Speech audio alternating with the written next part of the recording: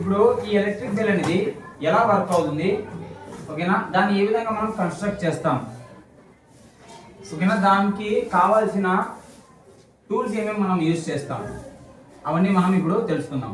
Electric bell కావాలంటే మీరు ఎప్పుడైనా సైకిల్ బెల్ చూసారా?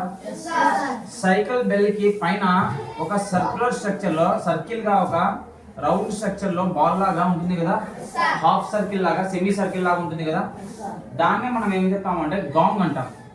అదే గాంగ్ అంత చిన్నది కాకుండా పెద్ద సైజ్ గాంగ్ అనేది మనము ఎలక్ట్రిక్ బెల్ యూజ్ చేస్తాం, ఓకేనా. లైక్ స్కూల్స్ లో, లైక్ ఇంకా ఎక్కడైనా సరే హాస్టల్స్ లో ఈ బెల్స్ అనేవి యూజ్ చేస్తారు అన్నమాట ఎక్కువ. సో దీన్ని మనము అంటే ఈ యొక్క మెటల్ పీస్ ని, ఈ సర్క్యులర్ మెటల్ పీస్ ని మనం ఏం చెప్తామంటే గాంగ్ అని చెప్తాం. ఏం చెప్తాం? సో ఈ గాంగ్ వెళ్ళి స్ట్రైక్ చేసేది అంటే దాన్ని వెళ్ళి కొట్టేది స్ట్రైకర్. మనము ముందు ఈ ఎలక్ట్రిక్ బెల్స్ యూజ్ చేయక ముందు నార్మల్ గా మన హ్యాండ్ తీసుకొని మనము ఒక స్క్వేర్ షేప్ లో ఉన్న ఒక బెల్ ని, ఓకేనా, వెళ్ళి చేత్తోనే మనం హిట్ చేసేవాళ్ళం. ఇక్కడ ఈ స్ట్రైకర్ అనేది ఆటోమేటిక్ గా మనం స్విచ్ చేయగానే హిట్ చేస్తుంది అనమాట. అది ఎలా వర్క్ అవుతుంది? సో ఫస్ట్ దీని కన్స్ట్రక్షన్ తెలుసుకుందాం. ఫస్ట్ దీన్ని కన్స్ట్రక్ట్ చేయడానికి ఒక గాంగ్ అనేది ఉపయోగపడుతుంది, మెయిన్ ఇదే. తర్వాత ఒక ఎలక్ట్రోమాగ్నెట్. ఎలక్ట్రోమాగ్నెట్ అంటే ఏంటి? ఎలక్ట్రోమాగ్నెట్స్ మనం టెంపరరీ మ్యాగ్నెట్స్ అంటాం, అవి పర్మనెంట్ మ్యాగ్నెట్స్ కాదు. ఎలక్ట్రోమాగ్నెట్స్ ఎలా వర్క్ అవుతాయంటే ఎలక్ట్రిసిటీ వల్ల వర్క్ అవుతాయి. ఎలక్ట్రిసిటీ కాయిల్లో ఫ్లో అయినప్పుడు వచ్చే మ్యాగ్నెటిజం ని మనం ఏం చెప్తామంటే ఎలక్ట్రోమాగ్నెట్స్ అంటాం.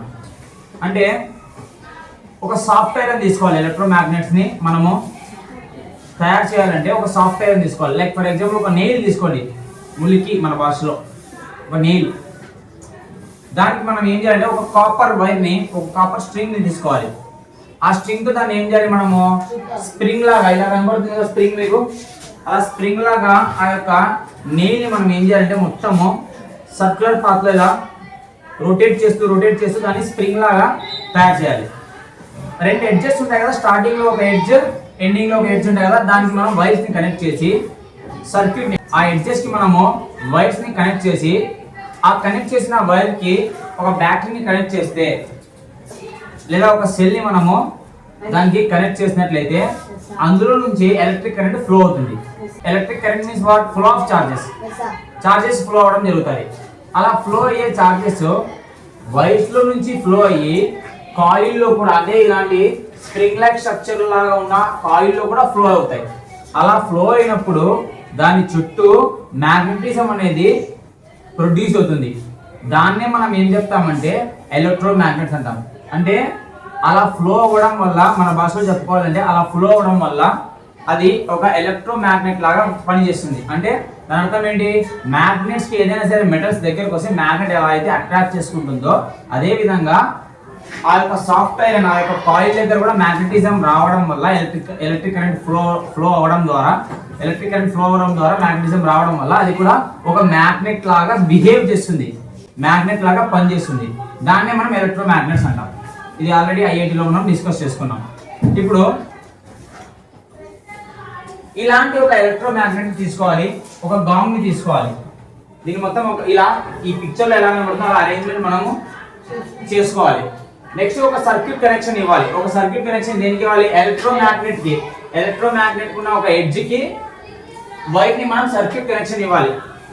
సర్క్యూట్ కనెక్షన్ దేని ద్వారా ఇస్తాం? మనం ఎలక్ట్రికల్ కాంపోనెంట్స్ ద్వారా మనం ఒక సర్క్యూట్ ని తయారు చేస్తాం.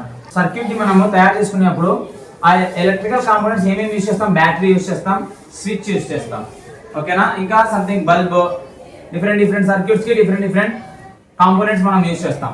సో ఇక్కడ వైర్ ని మనము ఈ యొక్క ఎలక్ట్రోమాగ్నెట్ ని కనెక్ట్ చేసి ఒక బ్యాటరీని కనెక్ట్ చేసినట్లయితే దానికే ఒక స్విచ్ ని మనము కనెక్ట్ చేయాలి.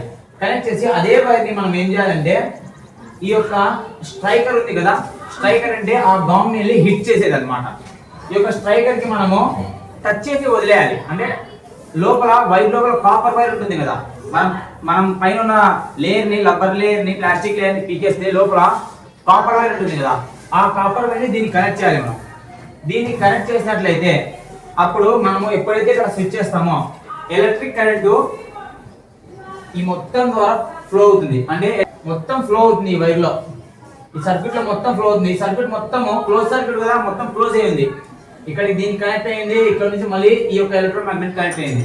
సో ఇక్కడికి కనెక్ట్ అయ్యి ఈ ఎలక్ట్రోమాగ్నెట్ కి ఫ్లో, ఈ ఎలక్ట్రోమాగ్నెట్ లో ఈ కరెంట్ అనేది ఫ్లో అవ్వగానే ఈ ఎలక్ట్రోమాగ్నెట్ ఎలా పనిచేస్తుంది అంటే ఒక అయస్కాంతం లాగా పనిచేస్తుంది. అప్పుడు ఏం చేస్తుందంటే ఈ యొక్క స్ట్రైకర్ ఉంది కదా, ఇది మెటల్, ఇది దీన్ని దాని వైపు లాక్కుంటుంది. లాక్కుంటే ఇది వెళ్ళి దాన్ని కొడుతుంది అనమాట. అర్థమైందా? మళ్ళీ ఇక్కడ వైర్ ఉంది కదా, వైర్ డిస్కనెక్ట్ అయిపోతుంది. డిస్కనెక్ట్ అయిపోగానే ఇది ఏమవుతుందంటే మళ్ళీ నార్మల్ గా మ్యాగ్నెటిజం పవర్ ను వదిలేస్తుంది. నార్మల్ గా ఎలా ఉందో, నార్మల్ ఒక ఐరన్ రాడ్ ఎలా ఉందో అలా వచ్చేస్తుంది అనమాట. ఇంకా దాంట్లో ఒక అయస్కాంతం అలా పనిచేయదు. సో దీన్ని ఎప్పుడైతే ఇక్కడ కనెక్ట్ అవుతుందో అప్పుడు సర్క్యూట్ మొత్తం ఫ్లో అవగానే ఇది ఎలక్ట్రోమాగ్నెట్ ఏం చేస్తుందంటే దీన్ని లాక్కుంటుంది అనమాట. లాక్కోగానే ఇది దీన్ని కొడుతుంది, ఇక్కడ వైర్ కనెక్షన్ అయిపోతుంది. కనెక్షన్ అయిపోగానే ఇది మ్యాగ్నెటిజం పవర్ లూజ్ అవుతుంది. అప్పుడు మళ్ళీ ఇది ఏమవుతుంది, ఎన్నికి వెళ్తుంది, మళ్ళీ దీనికి కనెక్ట్ అవుతుంది. మళ్ళీ దీన్ని కనెక్ట్ అవ్వగానే మళ్ళీ ఎలక్ట్రిక్ కరెంట్ ఫ్లో అవుతుంది. మళ్ళీ ఇది ఎలక్ట్రోమాగ్నెట్ మళ్ళీ పనిచేస్తుంది, మళ్ళీ దీన్ని లాక్కుంటుంది. అట్లా రిపీటెడ్ గా జరగడం వల్ల ఎలక్ట్రిక్ బెల్ అనేది స్పీడ్ గా రింగ్ అవుతుంది అనమాట.